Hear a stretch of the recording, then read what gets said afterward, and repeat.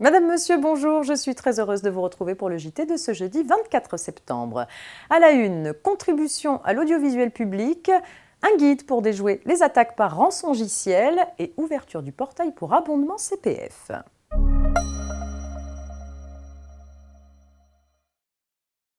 Les professionnels qui utilisent des appareils de réception de télévision ou un dispositif assimilé sont redevables de la contribution à l'audiovisuel public.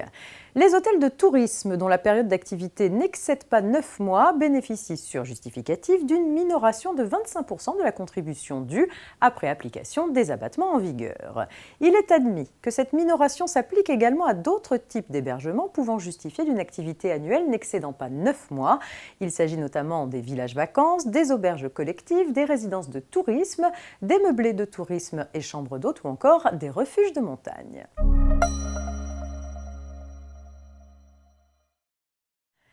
Un rançongiciel est un programme malveillant dont le but est d'obtenir de la victime le paiement d'une rançon. En pratique, le cybercriminel utilise un rançongiciel pour mettre l'ordinateur ou le système d'information de la victime hors service et lui propose ensuite, contre le paiement d'une rançon, de rétablir son fonctionnement. Les attaques par rançongiciel ont connu une forte augmentation ces dernières années. Elles peuvent avoir des conséquences désastreuses en mettant en péril la continuité de l'activité de l'organisation victime, voire sa survie.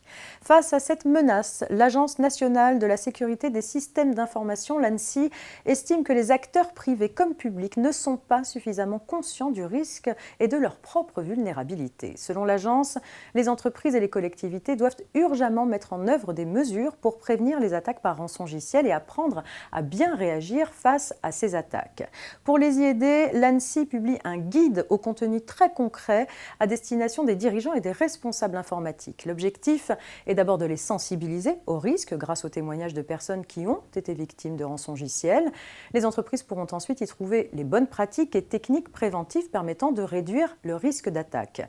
Le guide présente enfin les réflexes à adopter en cas d'attaque.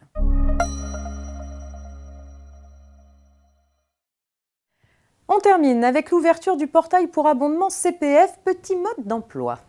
Vous le savez, l'entreprise peut être conduite à abonder le compte personnel de formation de ses salariés sur la base du volontariat, en application d'un accord collectif, dans le cadre du dispositif d'abondement correctif ou encore à la suite du licenciement de salariés qui ont refusé de se plier à un accord de performance collective.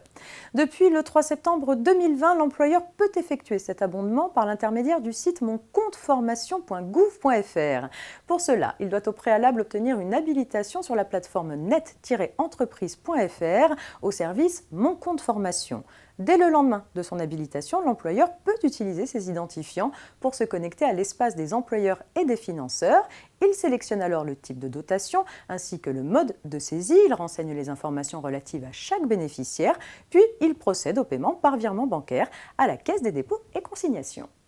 Le JT, c'est fini pour aujourd'hui. On se retrouve demain. Très bonne journée.